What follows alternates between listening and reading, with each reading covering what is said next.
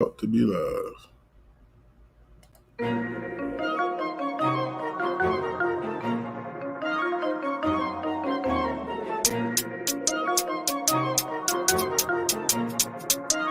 Why would I throw in the towel? I just got in my bag. I don't make no mistakes. I'm coming for mine, and there ain't no one taking my place. Listen, I've taken some L's.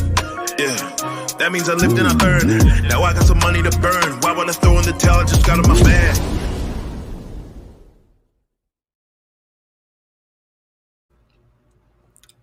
Yo.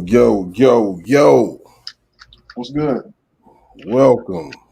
We are live from the front room. Y'all see I got my bro with me. Oh, yeah. We here. We definitely here. What's good? Peace to the people. Already. So y'all see in the title what we going to be talking about. The topic that damn near broke the internet. Bow! Broke the whole shit, man. And I definitely want to give a big shout out to Shannon Sharp over at Club Shay Shay. Man, you are doing numbers. 17 mil, counting. And given the little stats you just told me about what you saw yesterday. Oh, yeah. Man. Listen, last night, because I just watched the shit last night, right? I just watched it last night. I didn't watch the last, 30 minutes or whatever, but I watched it 7 o'clock. He had, I forget, I think it was 7 million. 8, 9, 10, 11. He had 11 million. Like, he got 1 million views per hour last night. That shit, I seen the numbers go up 1 million each hour that thing was on there, man. I said, golly. That's huge. That's huge. Big numbers right there. 1 million per hour. Hey, that's NBA Youngboy type numbers. What up, Uncle Charles, man? Appreciate you for sliding through, man. I did drop Shannon Sharp, aka Club Shay Shay, link in the description. So make sure you go over there and subscribe because we will be watching some of his footage, but at the same time we will be watching some of YJ's footage he put together. He put together a video with a compilation of a lot of responses from Katt Williams' statements that he made during the interview, and I think it was very dope that YJ put it together that way because it allowed me to see certain comedians that I haven't seen in a long time. Like one of them is DC Curry. Oh, yeah. He's definitely legendary, and he don't want no DC Curry, man, yeah. He was one of them ones, man. He got his own podcast now as well, man. He over there doing his thing, had like 20,000 views on his little thing I seen today. So I didn't know he had a YouTube channel, but you know that's the wave right now. Oh yeah. I mean, hey, they try to take money. You got to find a way to, get it back somehow. Whether we really can't control how we're paid or how much we're paid, should I say, but there's a way to get it back some type of way. It's all about your hustle. What up, Shank Rock? Appreciate you for sliding through. Braves Club's in the building. Big salute, man. Happy New Year to everyone, man. I didn't get a chance to tell you Happy New Year. Salute. Hope you have a great year. Peace and blessings to everybody, man. Hope you do big numbers, big things, whatever you doing in 2024. You dig? Yes, sir. We definitely want to go ahead and just address the elephant in the room. Katt Williams is known for speaking his mind. And boy, did he speak his mind on the interview at Club Shay Shay. And there's a lot of different people that he called out. And now I'm not going to be the person to say, oh, that's true, or that's true, or that's true. That's not me. I wasn't there. I'm just going by what he said. But like we said, we had people who actually responded.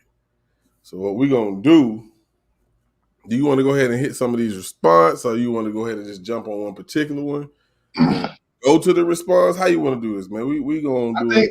I kind of want to start it off with the dress situation because we actually talked about that on the Bank Music Group channel multiple times. I think the last time we went live on In the Lab, we talked about it with Dot when it comes to black comedians, black male actors who put that dress on. And definitely Katt Williams spoke on that. And definitely Ricky Smiley responded to just that. So I think I want to go to that one. Okay. And yeah, I think I want to do it. Yeah, this one here. All right. Salute Cuzzo in the building. Salute Yaya's kid for sliding through. So yeah. We hear about the comedians who are in these dresses, and a lot of people have their reason on why these comedians are in these dresses, and we're not gonna get into that. But Ricky Smiley had something to say about Katt Williams and how he made it seem. So make sure I think I'm at the right point. What's good, New? Ryder Creator, what's good? Dope live the other night. If y'all ain't subscribed to Ryder Creator, definitely subscribe. She was over there talking about shit. I definitely missed that. Yeah, and you haven't been live in a while, so you know how YouTube do people. So I'm gonna have to make sure I go unsubscribe and subscribe again. But salute the Ryder Creator in the building, my brother New in the building, Yaya's kids in the building. Yeah, man. Let's go ahead and let's check this out, man. And you know, whenever you want to hit a talking point, man, just let me know. We're gonna jump on it. Let's go. It's because you know, comedy greats like Flip Wilson played Geraldine. Richard Pryor played some roles on his show.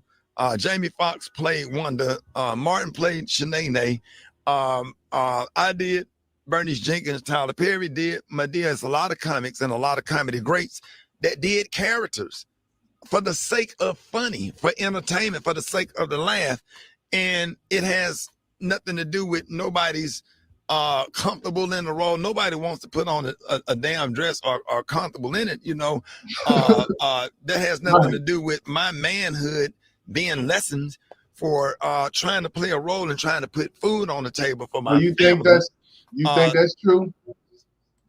That your manhood, if you're playing this role, do you think that your man mode, like he said, do you think that his manhood is lessened because he puts on a dress? Just to start it off, I guess. No, I definitely don't agree with that. I don't think we heard any allegations, and correct me if I'm wrong, about any besides Tyler Perry. I'll just put that out there. I think that might be the only one we might have heard something about. Other than that, and I don't know, I ain't gonna speak for him. But other than that, we haven't heard any allegations about these men being playing both sides of the fence. Have you? Well, I mean, of course, nah. With Ricky Smiley, it's one of them things where you constantly doing something that's a little feminine, and then it just over time we keep hearing you, you know, on the radio doing Bernice Jenkins, and I'm in Dallas, so 94.5. He has a morning show. They do prank calls, and that's, I think he's about to get into that now, about how the Bernice Jenkins character got started. So if you want to, I guess, keep it rolling, we can keep it rolling with that. Because it's a prop. It's nothing more than a prop. It's nothing more than a way to get a laugh. I mean, back in Shakespeare's time, there were no females playing females' role. Every female role was played by a man. Well, hold on. It's just part of an art form. It's part of what makes it funny. You bring the funny. I didn't really answer. I wish that. Man, my bad. I didn't even really answer the question. I don't like doing that. You asked me a question, I ain't answer. I said some words, but it wasn't the answer. So to me, do I think a man's manhood is lessened by doing it?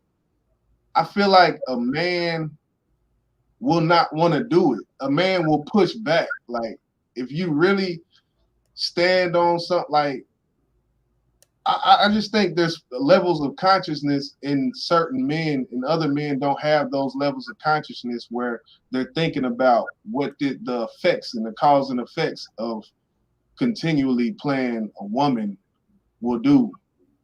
And I think some do, which I think Katt Williams is very cognizant of the fact that he does not want this. If the contract say this, I'm not doing it. Okay, so we can take it to Halloween, but first let's bring up our bro New in the building, man. What's going on, bro? What up? What up? Can y'all hear me good? Yeah. Yes, sir. Hey, I don't think y'all. I think y'all going over the head with the thing a little bit. It don't mean we're not saying that that the people who put on these dresses are feminine in any type of way. Some of them may be. We're not saying that. We saying why does the industry make black men put dresses on? It's humiliating. That's the thing that when it comes to the dresses. We're not calling them queers. I'm not calling Ricky Smiley a queer or anything. I'm just saying to the point of when do you stop? Like, when do you realize that we shouldn't do this? You know what I mean? Dave Chappelle realized it at one time. Katt Williams realized it. Like, why y'all keep putting these men in dress? You know what I mean? So that's what he said. Now listen, they might not even be putting. I think when Martin did his show, to me, I think Martin, I'll play these characters. You get what I'm saying? Because not knowing that, what it's doing. Some of it's fun. I mean, even not Katt Williams, Ricky Smiley, they're funny. Their characters as women are funny. Don't get me wrong, but it's a standard. You know what I mean? It's just like you at work. It's like I'm not gonna do this because this is not part of my job for one. You know what I mean? Like, this is what you want to make my job, so I'm not doing that. You're not humiliating me like that. What a lot of these actors are saying, when is it a stand taken to where as though, somebody can't say, you'll get this next big role if you do this.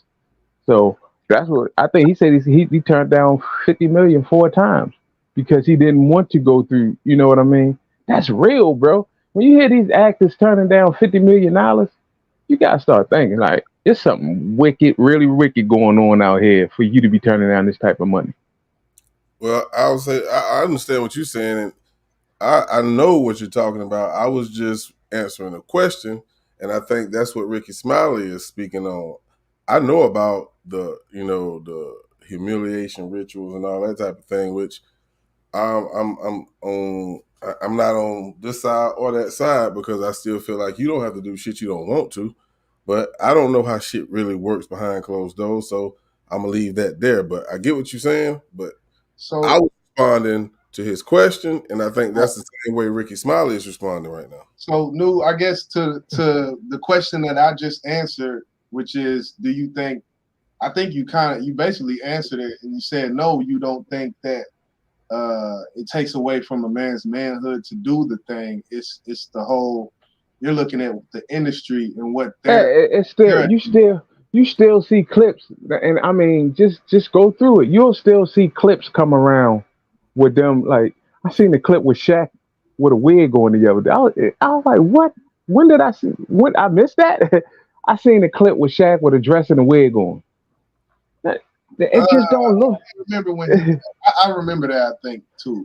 You get what I'm saying? It's just a point to me where, like, okay, when does if listen, if they giving me my own show and I got say to my own show and I choose to do that, that's one thing. What I'm saying is, don't ask me to do anything and then tell me that for my career in the future, this is what the greats are doing, or this is what how it's laid out, or I might have to take this sacrifice, but my next job I get without the dress is gonna be almost a Grammy type role. Like, why do I gotta put this dress on? And that's how Dave described it in Martin's movie. You know what I mean? Like, he said that they asked him like 6 times, then they came with a whole nother script. You get what I'm saying? Like, I think they just improvised to put these men there. Like, somebody call and say, "Hey, see, can you get him in this?" That's just me. And I get it. But one thing we did hear in Katt Williams' interview was he said their biggest job is to act like it's not what it is. And going off of what you just said, you say they asked him to do these roles and then say, if you do this, this is the benefit from it. Again, it's still a choice. You can say no. But when you put that, it's just like being broke your whole life. You hit rich with some type of invention, and then somebody want to give you $80 million, and right now all you got is 5. Are you gonna sell it? So when they put A lot of people take that 80 million. That's what he's saying. yeah, A lot of people gonna take that 80 million. But again, that's that sacrifice. That's that sacrifice that I want to move up in this game. Like I wouldn't want to move up in any game. You know what I mean? Like let's role reverse and bring it to the rap scene when Baby and Lil Wayne kissed. Do you really think they was kissing off screen? Man, hey. Go ahead. That's what I was. Yeah, I don't want to. All right, that's just okay. Go on to the next question, brother. I'm gonna sit back and chill. Run that bean footage, man. All right, we gonna check some more of this footage. That shit was wild. I'm sure you remember. People don't know about this. The pilot that you shot for the Kings of Comedy TV show, Bernice Jenkins had a whole sketch with Medea. Yeah, People I did a sketch with Medea, me, Earthquake, Tyler Perry, Niecy Nash.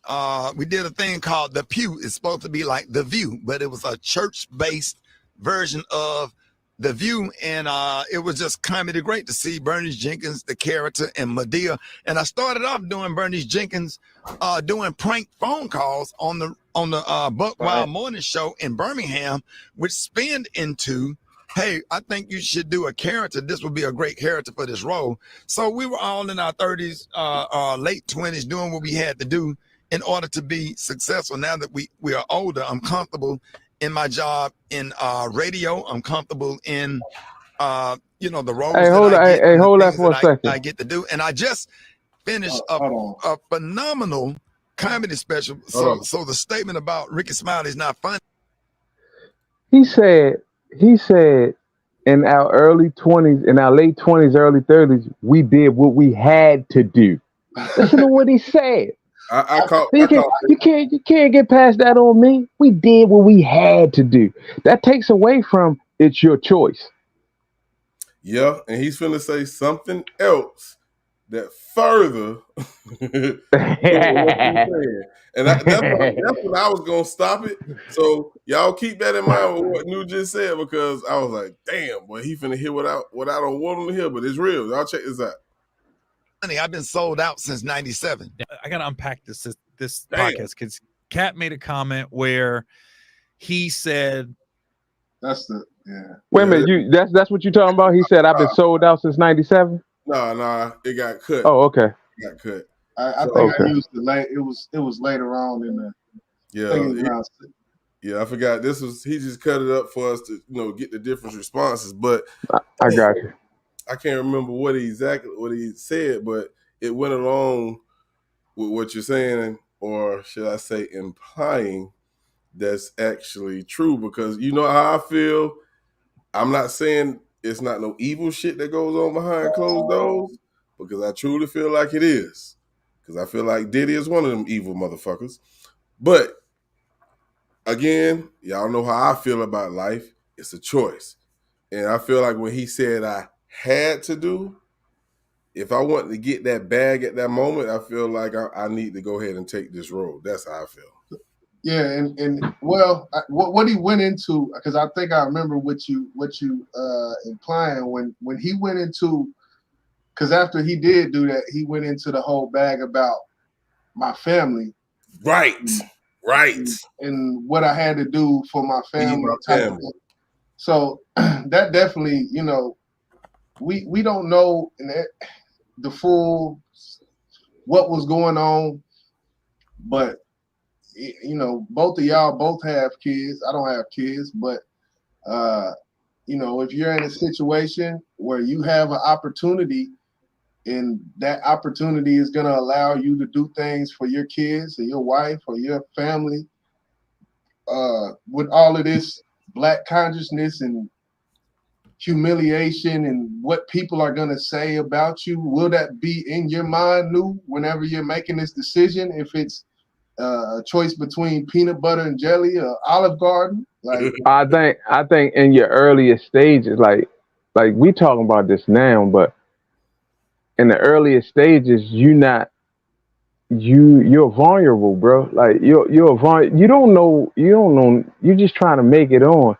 All these things and conspiracies and stuff. And mind you, the internet wasn't like that when he came out, so we didn't have all this technology to look up the theories and diabolically, dissect things for what they really are, because we just didn't have it.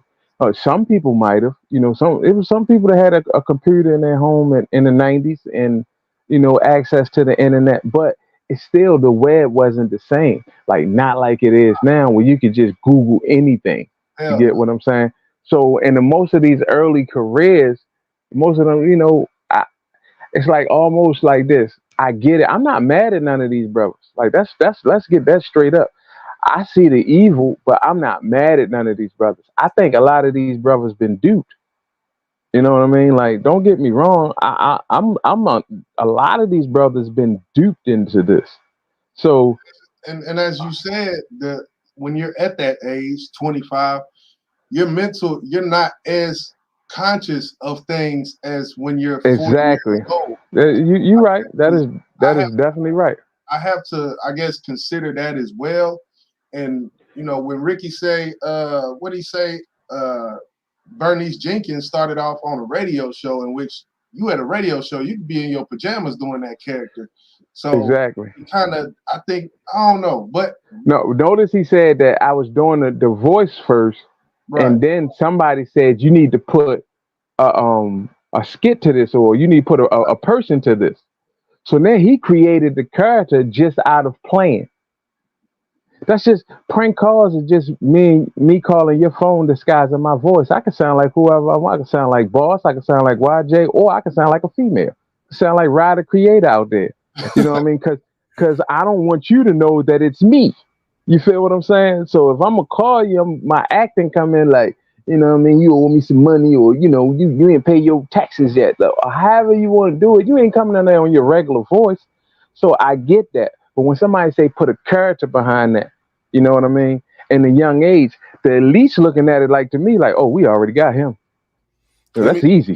let me ask you this, New. Do you feel like out of any of these comedians who played these roles as women, do you feel like it was any of their idea instead of in the finger at the higher ups? I mean, it seemed like Tyler Perry came in playing that. So I can't say, it seemed like, since I known Ricky Smiley, he was Bernice Jenkins. I can't say that. Um, I look at it like this, bro. Look at how Cat Williams came in, which I kind of felt. I mean, not Cat Williams, Kevin Hart. I kind of felt what Cat Williams is saying. Like, just imagine you working, right? You working at a job, and it's a big warehouse, and you're doing a job, you're doing, everybody respects you, you're doing your job, you're doing your thing, and then all of a sudden, you've been there for a year, you kind of moved up a little, but somebody then came and moved right next to you. He only been here for 2 months. The first thing you gonna say is, "Who butt you been kissing?" That's the first thing you gonna say. Right. You get what I'm saying? Even if it's not true, he could have been just the outstanding worker on his last job, and we just snatched him from there. We brought him in because we know what he can make this job.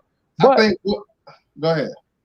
for the most part, your employee's not going to look at it like that. Like, we ain't gonna look at it and say, "Hey, this nigga just came up and he in his supervisor position already. Come on now, I've been working here for 2 years." So I think it's sort of like that to me. Go ahead, Jizzle. So I guess when looking at the totality of the interview, what would the motivation, or what does Cat Williams get out of this besides breaking the internet? or do you think that was the sole reason why he's doing this? That was his sole reason. But listen, everybody he talked about as far as comedic comics, just about was on his show already. Spewing what they had to bring up Katt Williams. Katt just like, hey, y'all leaving out some stuff.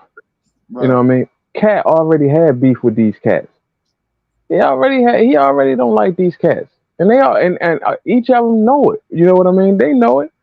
So again, it's a lot more probably that's behind the scenic that will never come out.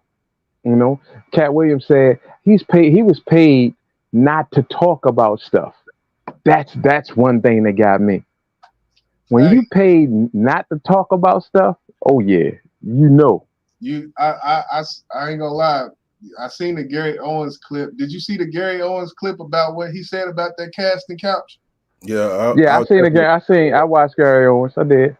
Yeah, okay. and Gary Owens agreed with him basically. Right.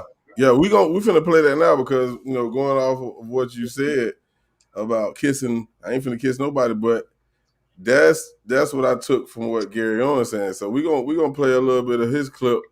And we'll chat about that. Salute to everybody that slid in the door. Blue Devil in the building. Miss G, salute. Blue Devil. Okay. Yeah. Thank y'all for coming through, man. We just talking about Katt Williams and him breaking the internet, and we just breaking down. Salute, chat. Not every name. We're probably gonna do a second show on the Bank channel because we can't cover it all. That they live was 2 hours long, but we're gonna take a look at Gary Owens' response to it, and he say some very interesting things. So y'all take a look at this, man. Why you think Gary Owen, who's a white guy, has been doing stand-up for 25 years, hasn't crossed over? And when he said it, I was like, wait a minute, was that a good thing or bad thing? And I literally had to go to Twitter and start asking people, was I catching strays or what was that? And they was like, no, they were saying you haven't sold your soul. That's why you haven't crossed over. You've been consistently you, and that's why you haven't, quote unquote, crossed over. So I was like, oh, okay, that made sense. Now, I'm not going to get into it, but I've been, I was in an awkward situation one time where I can't say for 100% this person was trying to make me do something, casting couch type deal, but it felt like it. And I was like, is this that point where I've always heard, would you suck a dick for $1 million? What? He's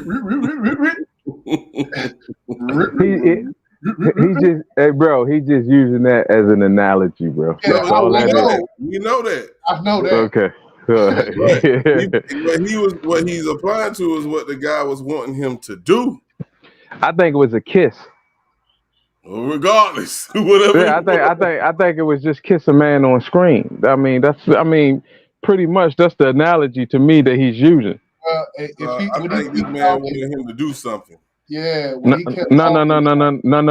bro. Hold on. Let's keep listening, then. Hold on. You gotta go back. You gotta go back first, bro. Go back first to where to go back to where it started. Start it over again for me. Because he's gonna tell you what he thought it implied. He's gonna tell you what he thought. Here you go. Consistently you, and that's why he said, why you think Gary Owen, who's a white guy, has been doing stand-up for 25 years, hasn't crossed over. And when he said it, I was like, wait a minute, was that a good thing or bad thing? And I literally had to go to Twitter and start asking people, was I catching strays or what was that? And they was like, no, they were saying you haven't sold your soul. That's why you haven't crossed over. You've been consistently you, and that's why you haven't, quote unquote, crossed over. So I was like, oh, okay, that made sense. Now, I'm not going to get into it, but I've been, I was in an awkward situation one time where I can't say for 100% this person was trying to make me do something, casting couch type deal, but it felt like it. And I was like, is this that point where I've always heard, would you suck a dick for $1 million? And I was thinking to myself, and I was in this office in this room going, well, this is I'm about to answer this question. And the answer was no, I wouldn't. So now I listen, I can't say for 100% that's where it was going, but it felt like it. It felt like it. You got to be in the room to feel it. And I was like, oh, this dude is really coming on to me. Like, this is happening in real life. Snap. And the dude did it, and it always remain nameless. I think he was feeling me out. Like, is this dude? And this was years ago. I was young in the game, but I was just like, wait a minute, is this happening right now? When he said the dude did it, he said the dude did it. That's saying no, don't do that. He's saying he did it. Mean he tried him. Put it that way. Oh, okay. No, I completely went to another actor, like somebody else did it, and he was like, I ain't gonna say their name, but you know, my bad. It was somebody else that he did it to, but he wasn't the only person. He was there too. Oh yeah, okay. I got you. That's what I thought I heard. So I mean, it's crazy, and that's why I say I will never say the evils that you know you talk about, Doc talk about. It doesn't happen because I truly do believe it happened. But again, that word choice, and he said no. The other one said, "Fuck it, I do it." You nasty son of a bitch. Now, one thing about the Katt, when he said that there was a role and it included something that he didn't want to do, and he said Kevin Hart took the role afterwards for A Fool's Gold. And anybody in the chat, can you please clarify for me, in the movie Fool's Gold that Kevin Hart did, was he wearing a dress? Because in the movie, who? A Fool's Gold is what it's called. I've never seen it. I never even heard of that. But in that movie, it's almost like Katt Williams was insinuated that he wore a dress in that movie, and I never. When I look, no, he wore a dress the first time on Saturday Night Live, bro. Saturday Night, yeah, that's what I knew it from, and it sounded but like he said that he wouldn't wear a dress before then.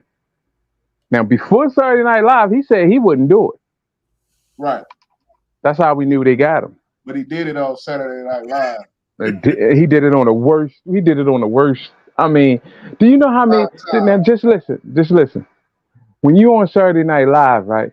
Do you know how many times they're gonna advertise that in the dress? I have seen Kevin Hart in a dress every year since that Saturday Night Live came out. I have seen a clipping of that every year since then. I still see it. But that's the point. Remember when it goes back to when you saying that at your younger age you was willing to do something, but by the time you're 40, you don't want to see that no more. But it's on TV. The industry going to keep putting it out there because they want to remind you that you mind, regardless of what you say. You want to put that Kevin Hart? Yeah, I got you, bro. I already got it ready because I want everybody to hear this, and you're gonna actually hear Kevin Hart, bro, who was on part of his tours with him. I think his name is Spank, and he said something different. So let's take a listen to this part, and hopefully I got it at the right point. Movie trailer to my next film, Lift. About your champ. It's honestly sad. In the meantime, please enjoy my movie trailer to my next film, Lift. Yeah, the beginning, that's fine. All right. I don't know. My cousin Shay. Gotta get that anger about your champ. It's honestly sad. In the meantime, please enjoy my movie trailer to my next film, Lift, which will be dropping on Netflix in 8 days. There is a moment in the trailer where Gugu and Bathara says they really love you. I know she's talking about Katt. Mark your calendar, world. This one is special. Now, Hart wouldn't be the only person to Hart affiliate in Plastic Cup Boys, Spank Corden, as he would also go on X to write. He comes back every 3 to 5 years to talk about the same shit. So instead of telling the truth, you want to lie about movies that hit your desk first? LOL. What homosexual role did Kev do in them 5 movies? You couldn't leave the country to do Fool's Gold in Australia, so the role got passed to Kev. So that's why I want to know, did he do that in that movie? I never even heard that movie before. I haven't heard of it either. Me either. But as you heard what Spank said, he said Kevin Hart didn't play no homosexual. I don't want to say it like that, because it's a woman in a dress. That don't mean you're, part of the homosexual community. But I've never seen. I always take that as a form of the humiliation ritual. I never took that as no homosexuality. I never looked at them brothers from being gay for that. I just always took that as a ritual. Okay. So at the end of the day, like I said, I feel it's a choice, but some say it's a ritual to humiliate themselves. No. Listen. Not to humiliate yourself. You're not doing that consciously saying that I'm humiliating myself. You're not going in there looking at it like this. This is how degrading it becomes as you keep watching it. You get what I'm saying? We're looking at it like, why'd you do that? Who? Like, for anybody who put on a dress. What you mean for who? Let's think about this now. Before social media became social media, I don't, me personally, I can't speak for nobody else. I've never heard nobody talk about these actors the way they're being talked about now. I did. My grandfather shunned, like, why is you watching Martin? Right? This was my favorite show was Martin. And when he sat there and seen Shanae and seen the characters he was playing, my grandfather was like, why is you watching this? And I never forget the conversation. Hey, don't be watching no man put on no dress. Who does that? Mind you, the consciousness, this is my grandfather. I'm only a teenager. I'm into it. I'm thinking Shanae is just Martin being funny. My grandfather didn't look at it like that, bro. So that was my introduction into a lot of the manhood, is because my grandfather was one. Don't go out here. Don't be selling your eyes cheap watching this, preparing your eyes for what's going to be something coming in the future, man. And don't watch that stuff. And come on, I'm rebellious. So of course I'm telling him that, grandpa, this, nah. He wasn't having it, bro. You get what I'm saying? Now he didn't forbid me from watching it because I'm staying in his house, but he just schooled me. So I want to hit the chat real quick and definitely get their comments and their feedback on what they feel. Ross says Katt Williams played a zesty ass choir director on First Sunday, so Katt played a feminine role. I don't remember that. Hey, I don't know. Hey, I don't know. Go ahead. Hey, I'm gonna just say this about Katt Williams. When you watch this interview, watch body language, and watch how many times he smack his lips. You can't tell me sometimes Katt sound a little. Hey, you can't tell me sometimes he sound a little. I'm not gonna go into that, but all I'll say is that I've seen it before. Now, so go ahead. So Ross say, and I think this is what is the meat of the response from a lot of the viewers when they watch Katt Williams. And Rob made this statement. She said that Katt is just jealous of Kevin's success. And I think when the beef first started, I think a lot of people felt that same way. I ain't gonna lie. I was one of them. I'm like, why is he fucking with Kevin, bro? So how do y'all feel about that comment? I think it starts from Katt Williams, his start in the game. He tells you his start in the game. He was a student of the game, stand-up comedy being the game that I'm talking about. He was a student of this game, and he had to come up like the traditional stand-up comedian comes up. Like he said, he won out of, 300 comedians. He won and got a placement with Jeff Foxworthy and all of them. Like, he basically saying, like how you were saying earlier, when it comes to, he been doing all this work, stand-up, writing. And then just to see somebody come along and you know, come along. Not C. Hold on. Y'all saying C. Not just C, but you hear things in the back. You know, y'all they're privileged to stuff that we don't even get to hear. So and you hear things. As well. You hear things back there that you know. So, jealousy. Hold on, say that when again. It comes to jealousy, like say that again, you kind of cut out. When it comes to jealousy, right? My bad. I'm trying to fix my mic. When it comes to the jealousy part, I try to figure out what is he jealous for. You know, if I got 10 million in my bank account, right? And man, you do the same profession and you got 100 million in your bank account. Yeah, you get a lot of notoriety. I'm good with this 10 million. Katt always been good the way he is. You know what I mean? Like, and it's been a couple bags that I didn't heard. I mean, you done heard Bootsy said Katt Williams done dropped a. It's been a couple rappers, bro, that done said Katt Williams dropped a bag on them. You get what I'm saying? Meaning, Bootsy said it. He was hurting when he got that 15 grand from Katt. You know what I mean? And that was one of the things that helped him out. Katt said, I help people. I send them a little something. Do you think, you know what I mean? Like, and this is a man that got 10 million. So you got Kevin Hart that got 100 million. He did stuff like put Tiffany Haddish on. He put her on. He brought her out of nowhere. That's why Katt's so hard on her.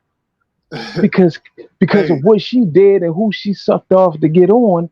And Kev was one of them. You get what I'm saying?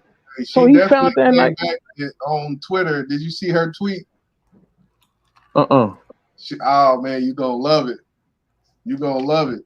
Her tweet. I'm gonna just read the tweet, man. I would just read the tweet because Tiffany Haddish definitely did respond to what definitely did respond to what he was talking about, man. Hey, now hold up. Huh? What'd you say, Bob? There's a question in the chat. Do you think I can't really see the chat.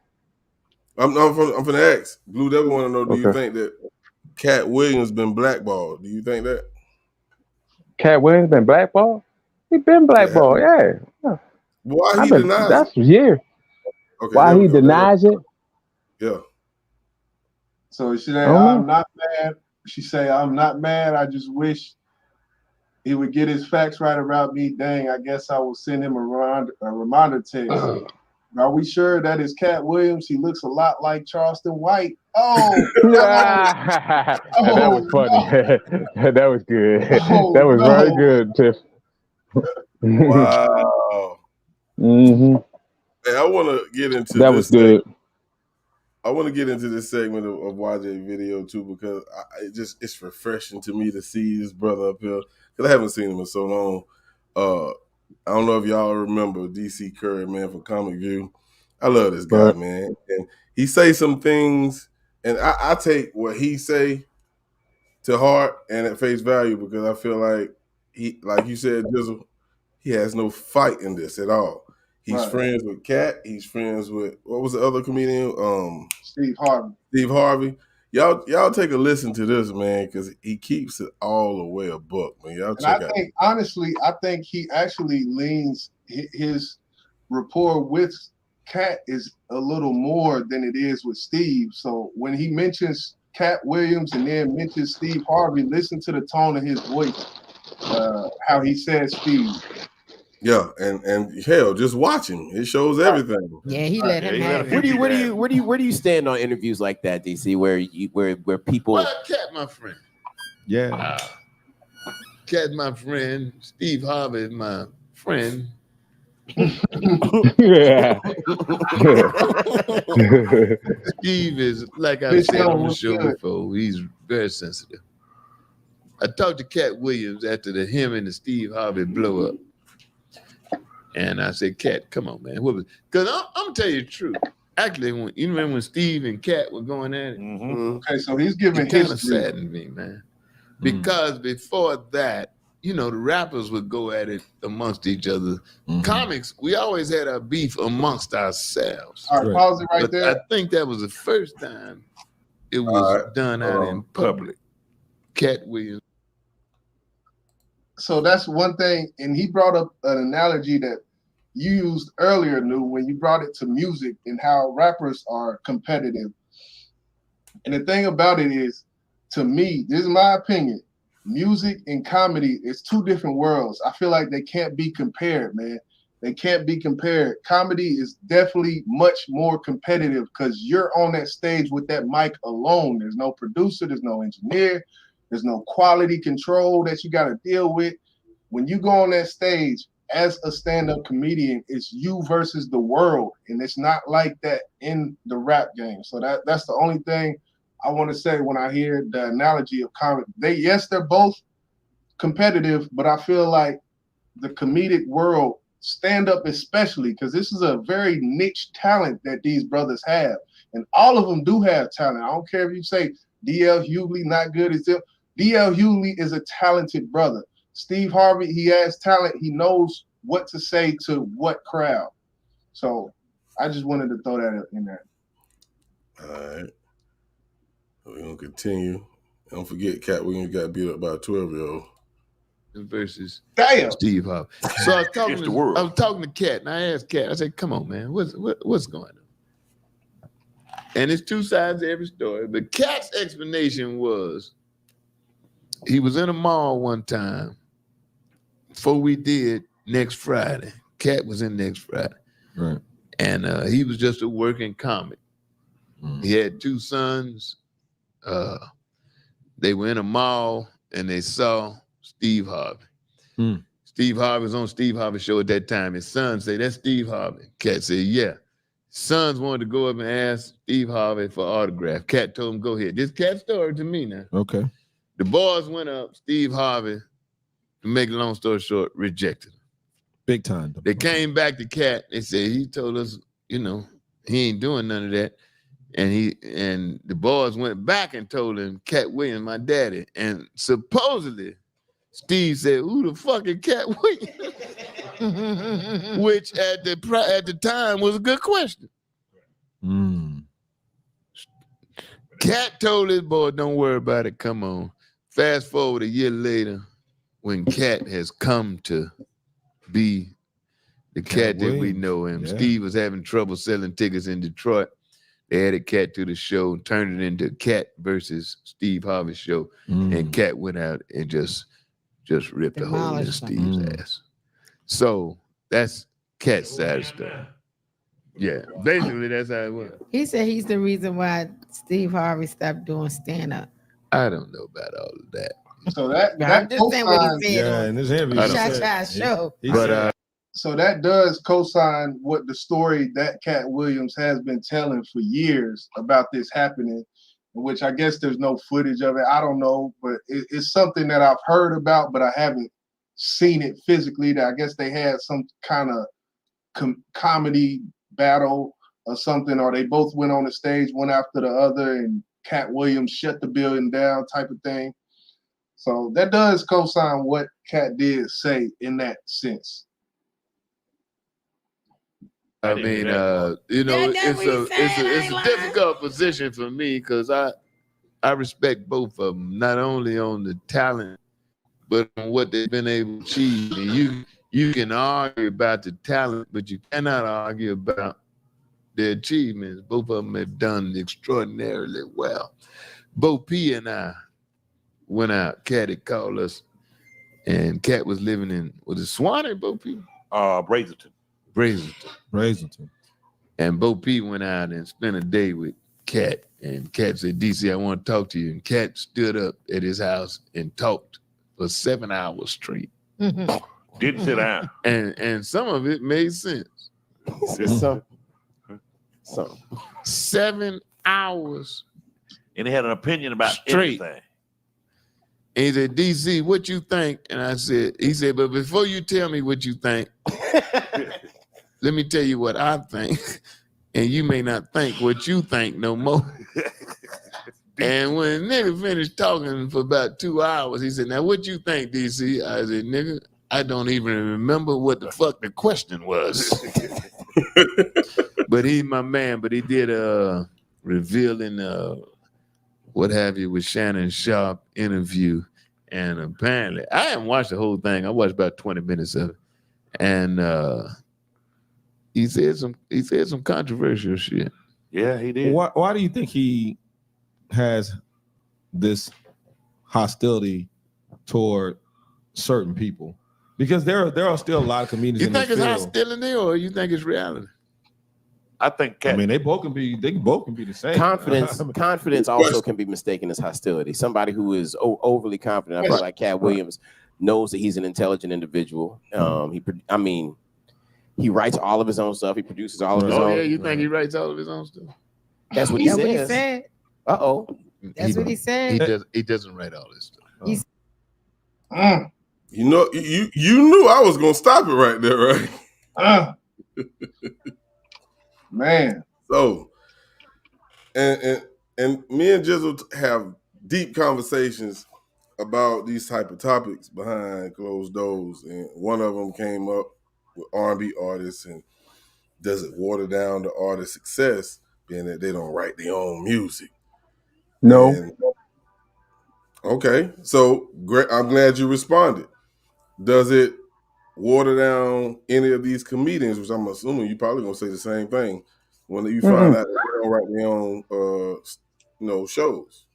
It's how you perform, bro. Cardi B ain't right. I mean, from what we know, I don't know if Cardi B writes, but all I hear is Cardi B don't write her own music. Let me tell you something. Her delivery is fine with me. Her delivery is fine. Whoever write for her, they do a good job writing because she spits it well. Okay. I just want to keep it in the construct of stand-up comedy. I understand. Same thing. Okay. Listen. So with that, being that I could go with that. So my thing, when you got DC Curry saying that he doesn't write all of his material, and he's gonna go, we could actually let it play a little bit more, but I kind of want to say this. When it comes to someone who basically is putting on, like, I do write my own material. He did say, now I will say this, to Katt Williams, I guess, defense, he did say that Mark Curry helped him. I was just about to go into it. I was just about, he helped him with that same joke, that the Cedric the Entertainer joke. So you got to understand that all right, so I'm gonna give you for instance. Here we go, right here. This is good. Comedy not like rap in that sense, because you spit your material to other people so they can, in the back. I don't call boss, or I don't call you. Well, just listen to me. Yeah. I don't call boss. I don't call you, and I don't give y'all lines of words and say, "Is that tight?" And y'all might say, "Hey, you should tweak this or tweak that." No, I don't do nothing like that. We all do it. Our methods are the same. However we write our music, we write it and we send it in the Jizzle. Now, sometimes for the people that know, we could send Jizzle in one thing, and it don't come back the same as we sent it to Jizzle. Damn sure. You get what I'm saying? So it's Jizzle's ear. It's Jizzle's ear coming. That's Jizzle's ear coming to. That's the producing part, right? So what I'm saying is, with the comedians, they get together and they share their literature. And Paul Mooney, I remember Paul Mooney saying how he tweaked a lot of. He wrote for Richard Pryor, but he also tweaked a lot of the things that he said. He just changed things to make them more funny. It was already funny to me, but if he said it this way, it would be even funnier, and it worked. You get what I'm saying? So now you try, you go back and say, I write all my own stuff, and you got another comedian over there saying I helped him write some stuff. So help him write some stuff, meaning that I just improvised something that he wrote. You get what I'm saying? I helped him improvise it. I helped him say it better. I gave him these points or whatever. So I kind of chip away at that, but I don't think Katt Williams is getting a whole Raw. Eddie Murphy didn't write Raw. Eddie Murphy didn't write Delirious. That's why we ain't seen Eddie Murphy since. And I mean, just be honest. What you mean? What? Paul Mooney wrote all that. All right. So There's a lot of different ways we can go with it. Ain't no lot of different ways. Do your research. Paul Mooney wrote most of Raw and Delirious. He take the credit for it. Hey, you got it. You got that. I'm gonna give you that.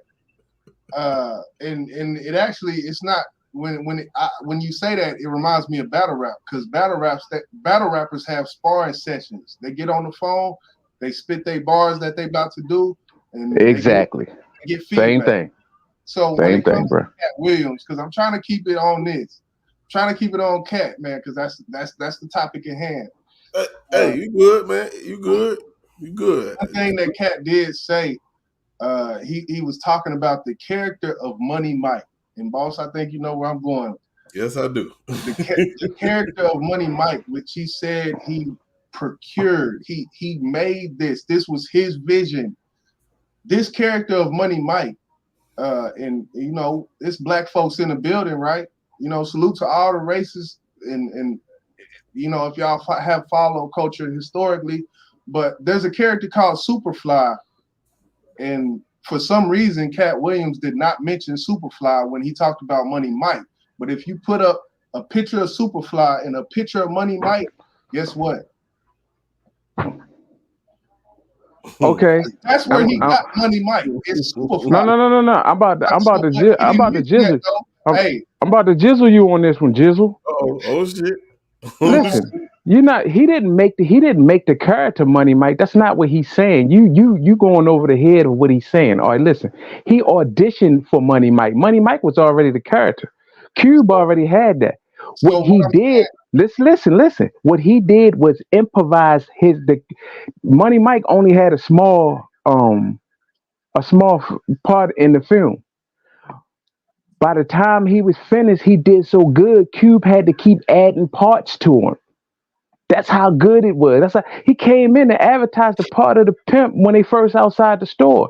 He wasn't supposed to be that much more in the movie as he was. He was that good that they put him in there. Why? Cube's gonna come out and say this. I'd heard Cube say this before. He said he just took that character and we had to keep adding more.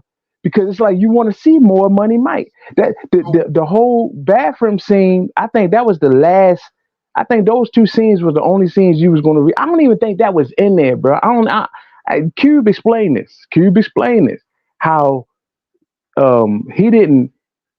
I don't think he rewrote, the whole character, but he added so much into the character. He brought so much with the character that every day it was a different challenge. Like, oh, we gotta give him some more in this.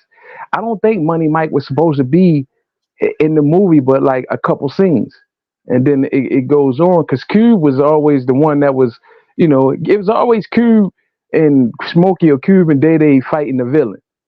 But now you got two other people on here fighting, and when it came to Friday 3.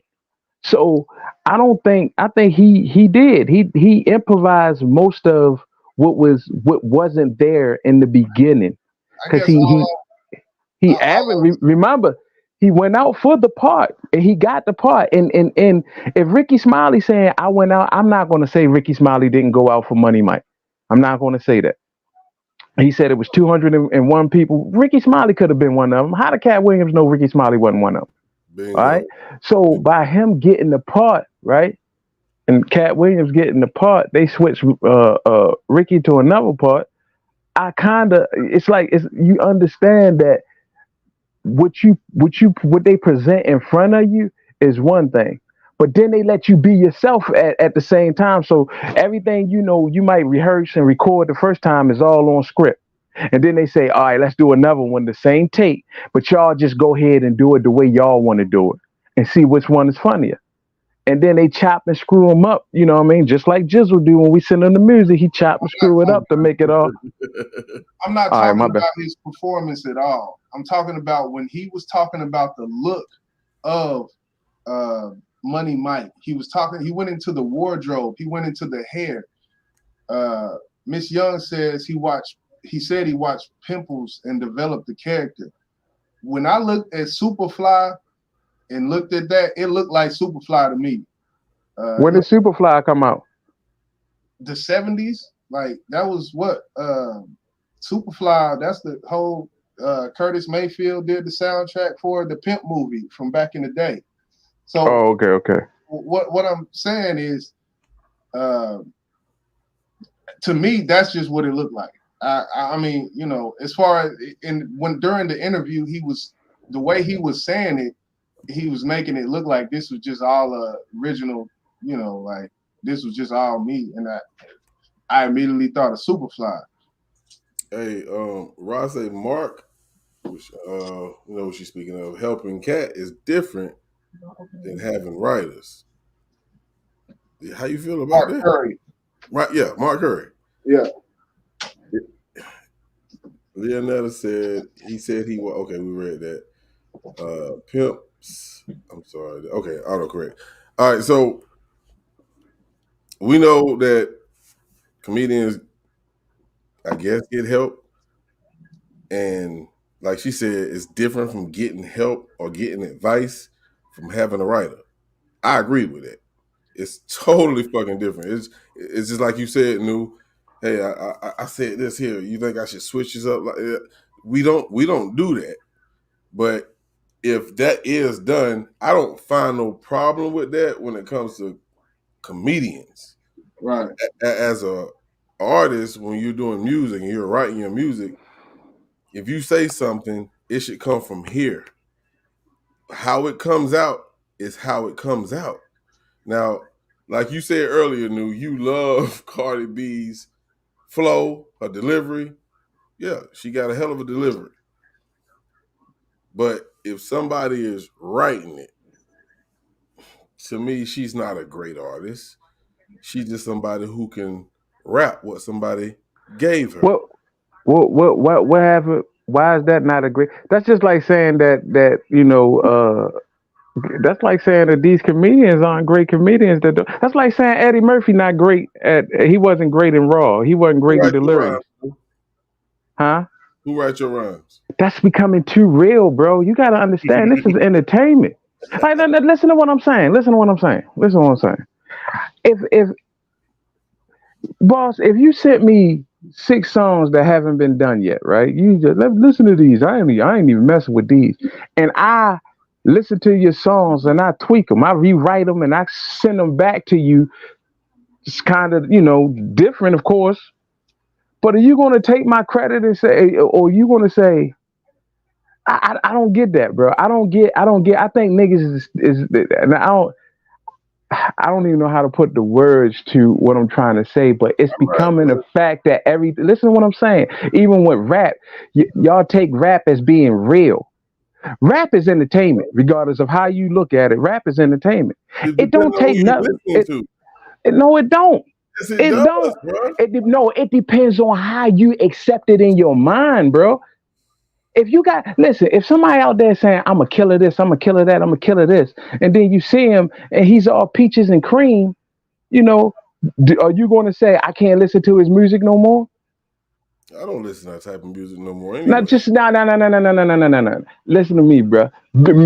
Me personally. So if you found out that Ryder Creator, you know, she just started coming around out of nowhere. If I told you, you know, Raw really be writing my raps, are you gonna look at me different, bro? Damn right. Okay. So you're gonna take anything real that you know from away from me because of that? Yep. Because you ain't writing. Hold up. That's your perception of something. You get what I'm saying? Because you're taking rap as, you know, it's real and it should be said by the person who wrote it and all this. No. What about the people who don't want to rap, who just like writing? So I gotta waste these rhymes because, you know, it's so real in the world that this mofo over here can't go make $1 million off of it. I give it to him, make $1 million. He gonna give me 250,000. Did that make no? That don't make nobody real. You are artist because listen, you are artist because you can spit. You are artist because you can get in that booth and deliver. It don't have nothing to do with you writing. Bro, let me say something. When, of course, a lot of people don't know about ghostwriters. We know about ghostwriters. Okay, we know that shit exists. But the thing is, when you can rap your shit, write your shit, and it's who you are, that makes you a great. If everything goes together, like a glove. The cadence, your flow, the music itself, your delivery, and you wrote it, and it's real and it's authentic. Let's take it straight to Pac. You can't take it from that brother, man. He write, he deliver, and he's talking the real. Can you say any song that Pac was talking about was bullshit? No, because Pac, the way he lived is how he rapped. That's why he's considered one of the greatest rapper. When we find out that anybody that we love, because think about it, we done heard some shit about Drake. We done heard some shit about Drake about he's not writing his own lyrics. His delivery. His delivery. So so you take away from Drake's greatness, and I don't like that boy. But I mean, he delivers. That's why he's finding out that Wayne don't really freestyle. You know what I mean? All his raps. He go in there with a pen and paper, but he telling us he freestyling. So is that the real or the no? Listen, bro, if you got a talent to do something, right? If you got a talent, you might have a talent to spit these bars, but you don't have the talent to write. It's people like that. That's Cardi B. I got a talent to spit, but I ain't got really the talent to put them together like that. That takes away from her. That takes away from the craft. For me, I ain't speaking. And I got you. I understand. I'm just looking at that like that's not fair. That's how I look at that. Oh, it's not fair. Oh, no, it's not fair to the. I'm gonna let Jizzle go because I'm gonna respond to that. Go ahead, Jizzle. Nah, go ahead, man, because I'm about to segue into something else probably. Okay, all right. Let me get this out real quick. For someone that you listen to who's making millions, ain't even writing they shit, and you take your time to put in this work to deliver the project like you did with the Grown Man album. Plug, goddammit. New coming soon. And you see somebody up there, now you can deliver what you rap, what you write. She can't, he can't. Somebody pacifying this motherfucker, which I don't want to sound like no hater, but here you go. Rap this for me in the studio, and you're gonna make millions. That don't fucking bother you, bro? Not at all. That's not my business. You can't see that? It don't. Hey, listen, bro. I'm not a hater, and I'm not calling you a hater. What I'm saying is, and this is true. However you gotta get it, you gotta get it. That's the problem with black people today. They don't accept it because you went to Yale for 17 years, bro, and because you went to and you took curriculum classes out the tail. It's just some people that's just naturally smart, right? And they didn't go to Yale, but they can do in the same thing on this job that you can do. And the problem is by you going through all the education and you done wasted all your money, you've taken I feel like, I really paved the way for myself. And then here goes somebody else that didn't pay nothing. He didn't go to school. He just went to a community college and he's up in his executive room with me. That's hating, bro. That's hating to me. That's like, I don't care how you got there. You there? I'm there. Okay, we here. I got you. I can see why you say it can come across hating, But I'm not calling you a hater. I didn't call you a hater. I had to iterate it like that. I know how it can be because I hear myself saying these fucking rappers are trash. Like, quit calling them trash. Well, goddamn it. Hey, bro, you right about that. Now, that's one thing I'm gonna give you. You call everybody trash that made it. We sitting back here still trying. we sitting back here trying to get something from somebody. And he calling everybody trash. Nigga trash. I'm looking at the nigga views. He got 40,000 views in 4 hours. I'm like, trash. I'm like, all right, bro. People get 1,000 views in 10 minutes. It don't fucking matter. But go ahead, Jizzle, man. We gonna say all day about this shit. Hey, right. Pull up. If you could pull up the original, the live. I probably should. Hey Jizzle, not to just cut in and rebuttal on anything, but you ain't got like a purple and black shirt. You ain't got no Raven shirts or something. Nah, man. All right, I'll just okay, just making sure. Okay. Born in the town, can't see. You being funny about these Ravens? Is that what you're trying to do, bro? They trying to pick up people. They trying to do everything. We ain't gotta pick up nobody. Y'all just seen us bully the two of the top teams in the NFL. We ain't gotta do nothing. We are bullies right now. We are bullying the bullies. Go ahead with yourselves. They better motherfucking win the championship. That's all I'm gonna say. I don't think we're gonna. I don't think it's all about Vegas, bro. All right, so you say pull up the original one? Yeah, pull up the original. I done put my earbud in. I was kind of back here trying to find some points that I think are pertinent. All right, give me 1 second. Let me come off screen real quick. Yeah, definitely don't play it. Don't play it on the screen. All right. Oh, you better believe that. No. Hell no, definitely salute everybody coming through, man. I said this stream, man. Let's go ahead. Hey, go over to the front room with it one time, because it's a lot to talk about, man. There's one thing about it. It's a lot of different topics in this 2.5 hours. He talked about a lot of shit. I think there was moments where, just real quick before you play that, boss, I made a short about it, so you know where I'm going. When you hear how Katt is speaking, it's so confident. It alludes to the fact that he's a very confident man, but he actually, there's something, when you look into psychology and body language, he was doing something for about 30 to 45 minutes of this interview, and he was self-soothing is what it's called. And he was basically rubbing his legs and rocking back like this while he was rubbing his legs.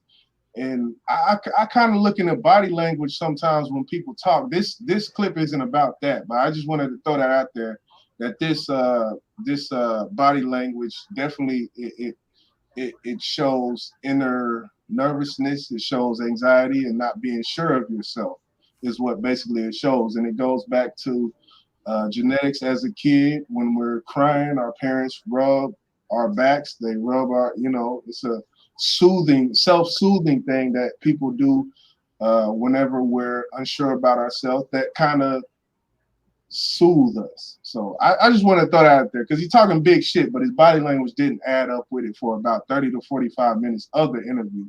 He was doing this. So that means either he's uncomfortable saying what he's saying or he's lying. Am I correct? I'll let you take what you want to take from it. I'm just here to put out the information, brother. I made a short about it, and people are arguing with me in my comment section, but I'm just putting hearts on comments because I just wanted to put it out there. You feel me? I love the way you put that, man. Did you want me to play something from this? Yeah. Look in the private chat. I put a timestamp right there. All right, got you. All right. So you saying, just hear me out. So you saying body language doesn't match what's coming out of his mouth to you in the interview somewhere? Yeah. Okay.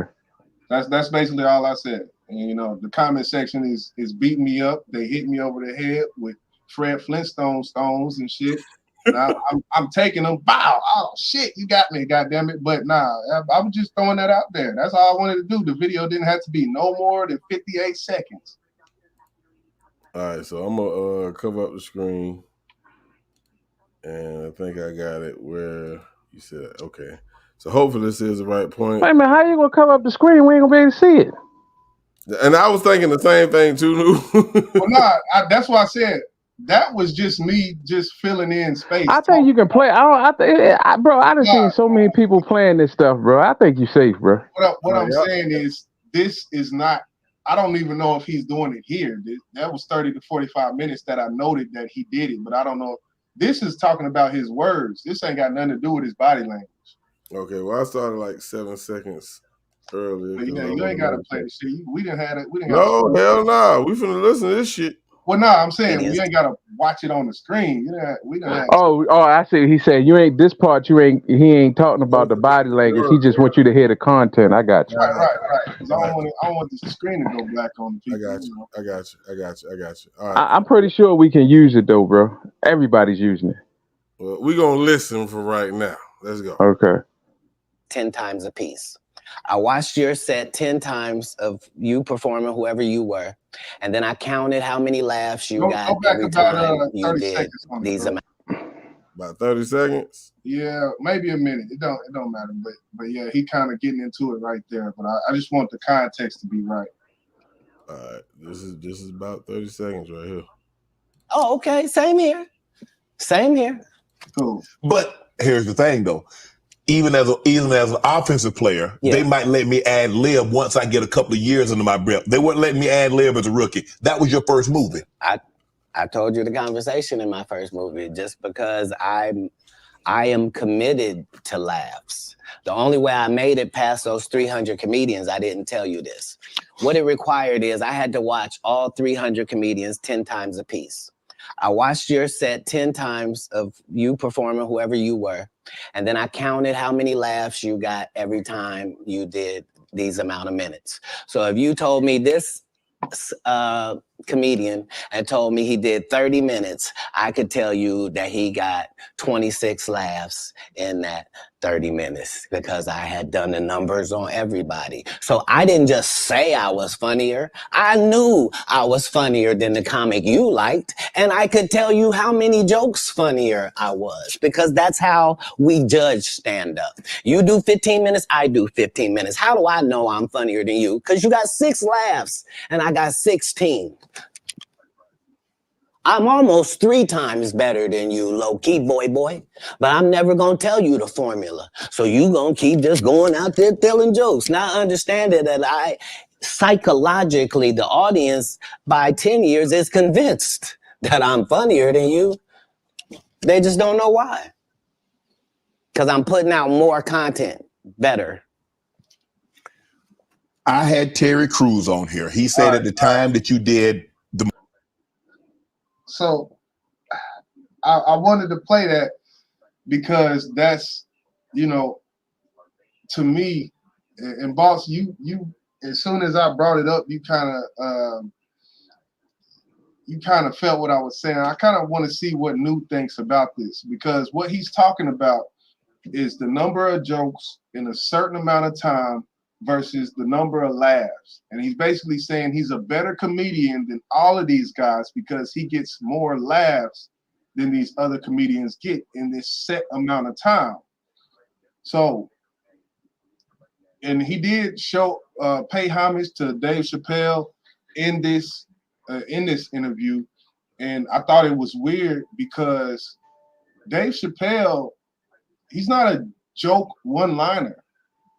Dave Chappelle is not up there just telling jokes. And that's what one thing I kind of thought was weird, because Katt is almost making it like the number of laughs, just because you got more laughs, that means you're a better comedian. And it's not that way all the time. Dave Chappelle will build a whole story, and it'll have information and social commentary all infused into this joke.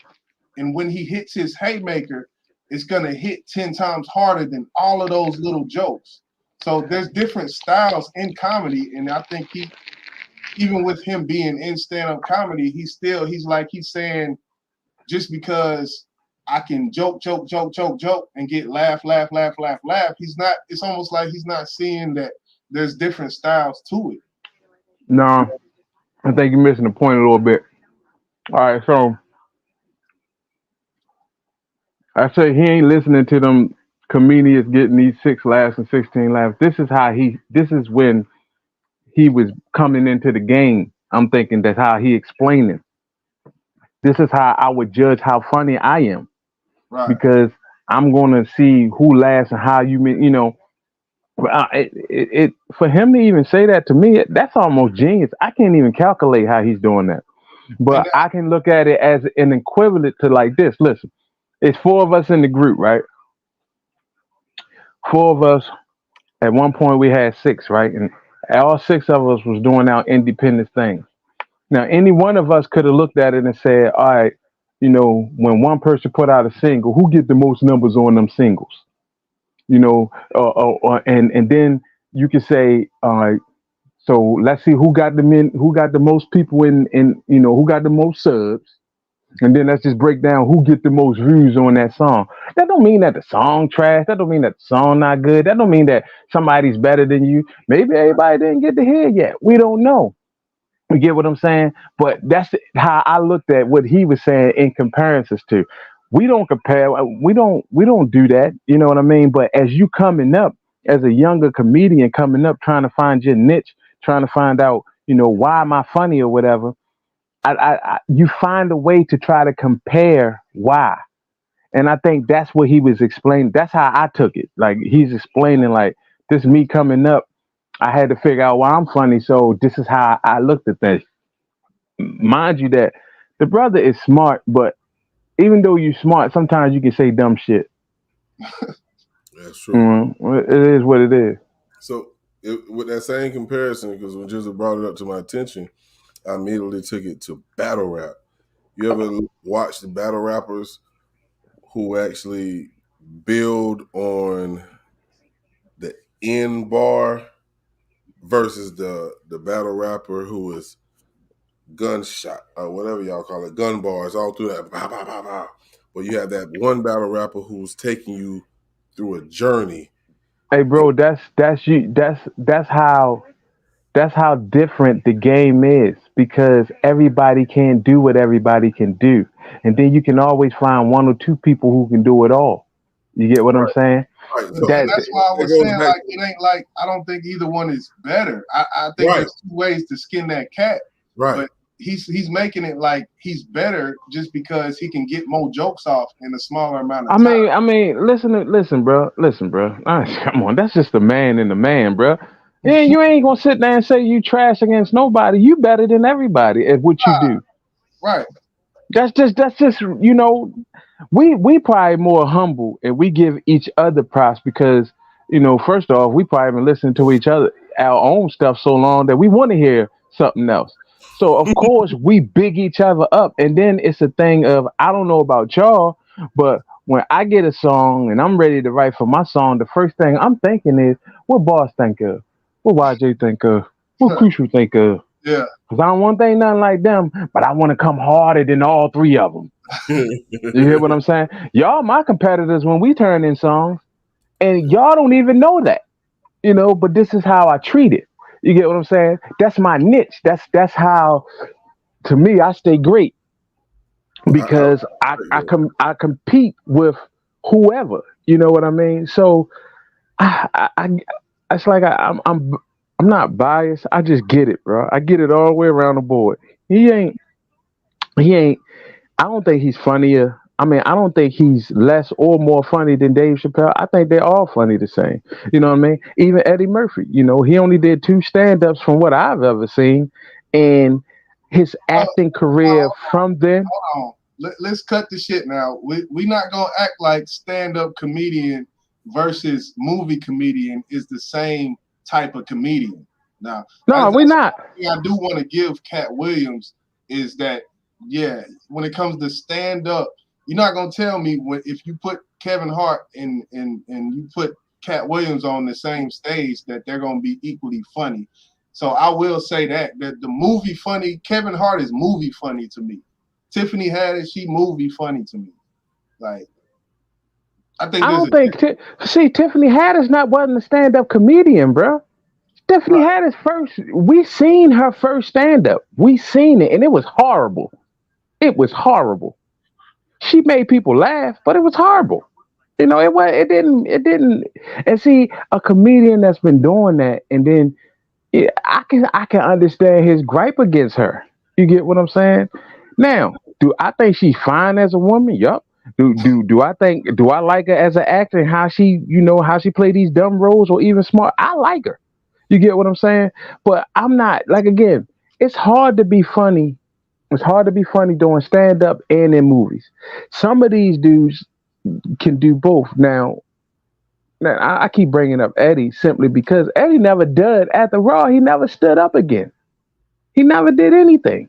And Raw was hilarious. You know what I'm saying? Like all Delirious and Raw was hilarious. We wanted to see more Eddie. But then when he got in the movies after Coming to America, we didn't care about stand up no more with Eddie. This nigga's funny. That's how we looked at it. I'd rather see more movies than you know what I mean? And some of his greatest, like Norbit was one of the greatest movies to me. I love Norbit. You know what I mean? And he was in a dress. And he was in a dress. He was in a dress. I think Norbit was. Listen, Norbit is one of my funniest.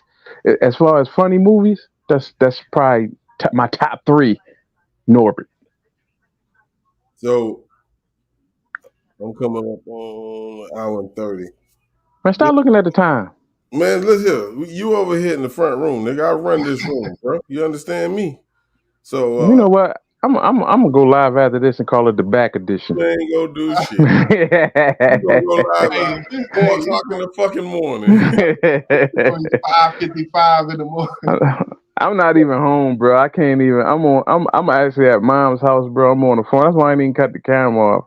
I'm not even home, bro. I'm at mom's house for the next couple of weeks until I get healed up. Glad you come up, man. Definitely many well wishes, man, on the recovery and whatnot, man. Salute to you. Already. I'm doing good, everybody. I'm doing good. I'm about a week and a half out, and I'm doing good. Good to hear that. So the last question, I kind of lured to this earlier. Is Katt? Is he hating on people, man? Because I know it's a difference between hating and just speaking the truth. Yeah. You have to ask yourself, why now? Why this person? Why that person? Why this person? Yeah. Because if you're not connected to this person, they don't affect you with what they are doing. I just asked you this question earlier, knew about, do you feel he's been blackballed? He feel like he hasn't. So this is the last question. What do you feel his reason for doing this interview and saying the things he said about all these different artists? Either one of y'all can choose to go first, man. I mean, it's 2024. We're gonna be seeing a whole bunch of stuff go crazy this year. So I think he just tipped it off on a scale. I think he had some stuff on his chest. He just felt like getting it off. He might have went overboard a little bit, but that's how he been feeling. That's what he wanted to do.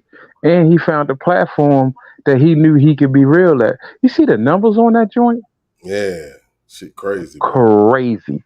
Like when you literally say he broke the internet, bro. Yeah. You know, so, and I don't know what he gets paid from that, or even if he gets paid from that. He got paid up front. He got paid up front. Now, just think about you looking at Shannon's and Club Shay Shay, and when certain people get on there, they get 2 and 3 million, in a week or so, and then you just went on there, and after a week you look at it, it's what you say, 17 mil. He got 17. He basically at 18 mil after 2 days. Like, come on, man. You're gonna be looking like, man, dang, I should have charged them more money. You know what I mean? Yeah, and I one thing I will say, and I do want to say, is salute to Katt Williams for bringing it to Shannon Sharp's channel, because of course we know what happened to Shannon Sharp when he was on the show with Skip bitch ass. Yeah. And I really respect that. He could have did that interview with any damn body, bro. Right. He did it with Shannon. So regardless of how people feel about what he said, I salute him for standing up for Shannon, man. Real. Yeah. So Jizzle, let me ask y'all a question. Hold on. Let me before we get out of here. Let me ask y'all a question. I'm about to rock y'all world with this one. All right, Shannon. So let me ask y'all a question right now. Would y'all feel different if y'all found out Shannon Sharp was gay? About anything? Don't do that. Don't do that. Man, hey, I since the inception of Club Shay Shay, That's like you can't say Club Shay Shay without saying it like that. I feel like, and that's all I'm saying. But nah, I don't know, man. I ain't Hey, let me tell you something. Let me tell y'all something. I'm tell both of y'all something right now. I told myself, I'm 2024. I'm trying to talk less about what people do in their bedroom. That's one of my things. I'm working on that, new. So you going against me right now. I wanted to, because he hangs with a D that call himself D Print. Just to let you know. Just to let you know. He hangs with a stylist that calls himself D Print. D Print is gay. He looks gay. He's everything gay. He was messing with somebody before Shannon Sharp, some other celebrity before Shannon Sharp. And now he's at games and stuff with Shannon Sharp sitting in the front row right next to him. And Shannon says he's my stylist. I'm just saying. I'm not hanging with nobody named D Print, bro. I don't care if he was straight. And then they're like, no, you need to change your name before you come around me, bro. No. You ain't going around my mama like that. Yeah, man. I'm just saying, bro. I get it. I definitely get it. And do I care? No. Bro, I don't care what no man, no woman does with their body at this point in life, because all I'm trying to do is get right for the next life, because I don't know from what's going on in the world today. I don't know how long we're going to be here. I don't even know if we're going to make it to the end of this year. So I just tell people to live life how it's supposed to be lived and how you think it's supposed to be lived until the end. There you go. There you go. Jill, what's your thoughts on the question, man? Do you feel like it that he's just hating, or yeah, and definitely salute Ryder Creator. I caught the live, she did, in which she stated, yeah, she just feel like, man, he hating. He sees other people doing other things, and he got some shit coming out and want to talk about it. And so he talked about it. So I do think his motivation behind it, nobody will ever know. But I'm gonna go to Turk with this. I'm gonna go to Hot Boy Truth. Telling the truth is not hating. I think the word hater, I don't know if he's a hater. I don't know if I can say if he's a hater, but the way you come off, the way you started the interview, you had a purpose. And he said the purpose was, there's been so many people that he just got to address at this point. So he addressed it. Tell you the truth, I don't really think he had no other motivation than doing exactly what he did and get everybody to talking about Katt Williams. And just one thing I will say going out is one thing that he mentioned was when it comes to if he didn't talk, because you notice he uses these key words like Illuminati and things like that. And what he said is that if I did not expose what's going on, then I would feel a part of it. And we could debate that if that's true or not. But so I think that from his mouth, that was his motivation, because he doesn't want to be a part of these cliques and groups that dwell in these circles that do this fuck shit to be on, to get positions and certain things like that. So I think that played a part in it, but I definitely think, he's a shit talker, man. He talks shit for a living. So how can we be mad at him for going on an interview and talking shit? Because that's what he did. He just talk shit, really. That's all it was. When it comes down to it, man, he was talking shit. So, but, it's content. So we're going to talk about it. So, but yeah, that's it, man. January 19th, that is what it is. January 19th, the album drop, TTF Volume 2. And then my final words. Most definitely, my brother. I appreciate y'all for rocking with your boy. Neutral in the building. I'm glad you're feeling well, my brother. Hurry up, well. I'm about at 40%, bro. I'm about at 40%, so I got a little ways to go, and I don't plan on getting to 100. I only plan on getting to like about 80. 80 is my 100. Let's put it like that. So, all right, you at 40. The next, it's a stair step, man. The escalator, the elevator. Sometimes, I'm expecting. And for people that don't know, I just had back surgery. I had an infusion in my back. So it's Wednesday, Thursday, and Friday was some of the most painful times of my life after the surgery. You know what I mean? And I know it was coming. So, and then I know that it's if I don't take care of it, that it could get worse. So, coming up out of this, my whole thing is to get in shape and get right. Right.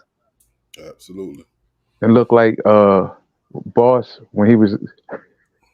Don't do it.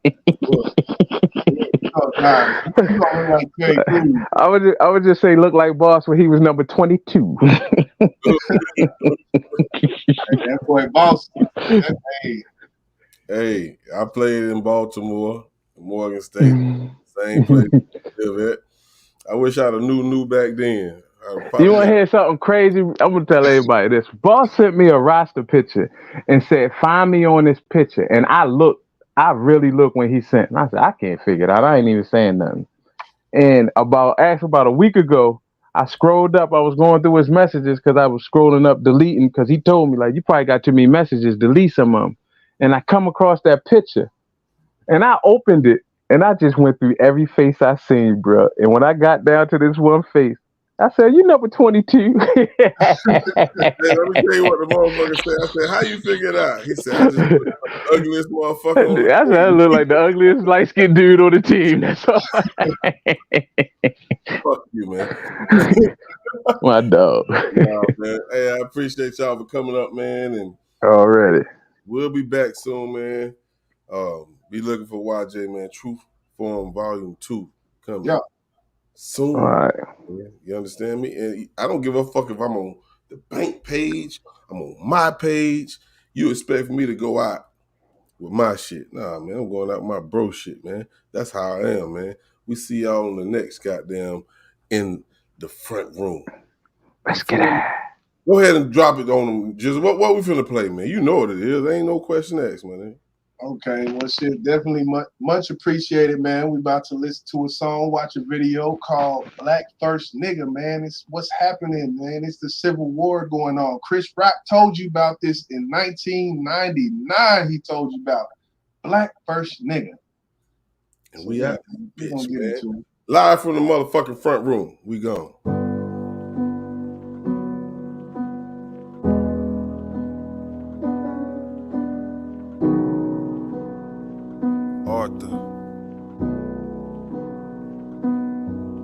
Look, it's a war going on. Niggas versus black folk. Niggas with these switches versus our past hope. Dreams of what the king said didn't last though. Some black folks say Martin Luther King dream wasn't even what they asked for. But hindsight is clairvoyant. No eyesight to see the snare's voyage. Treading through them waters with a bear's buoyance. Said we gon' float regardless. These environments could've broke the heartless, but instead the fire within would show where the heart is. Every bar I spit, I mean it. These are the verses that I was thinking when I came up with the hook for king shit, yeah. Same goes for black royalty. When I speak, it's not a nuance. And every thought been fostered by the truth bond that I made with myself. We listen to genocide over instrumentals, then wonder why this genocide's living in our mental. We listen to genocide over instrumentals, then wonder why this genocide living in our mental. Shouts to Blake, I know they understand this type of motion that I move on. Combats the cancerous, cause it's a war going on. Niggas versus the black folks. Some white people listen like, oh, I didn't know that was happening. Keep on rapping then. Niggas versus black folk, that's all that I know. Blacks versus niggas, that's all that I know. I know. Niggas versus black folk, that's all that I know. I know. Blacks versus niggas, that's all that we know. We know, we know, we know, we know, we know, we know. That's all that we know. That's all that we know.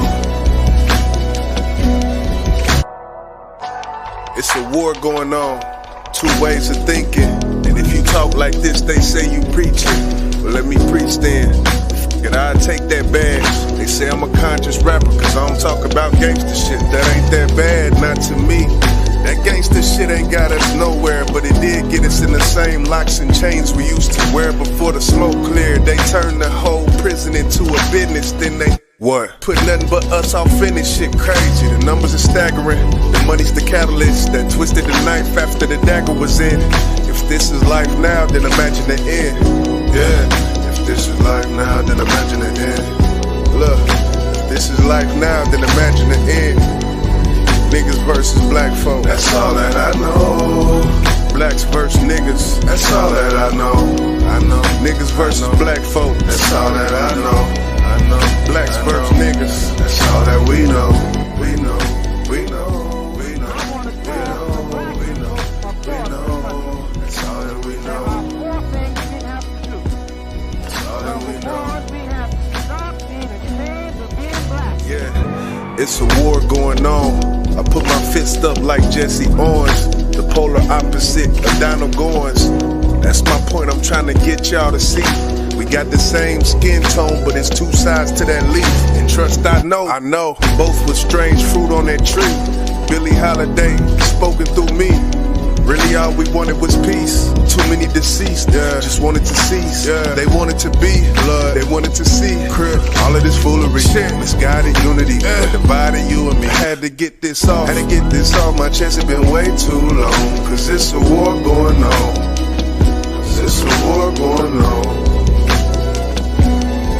Between niggas versus black folk, that's all that I know.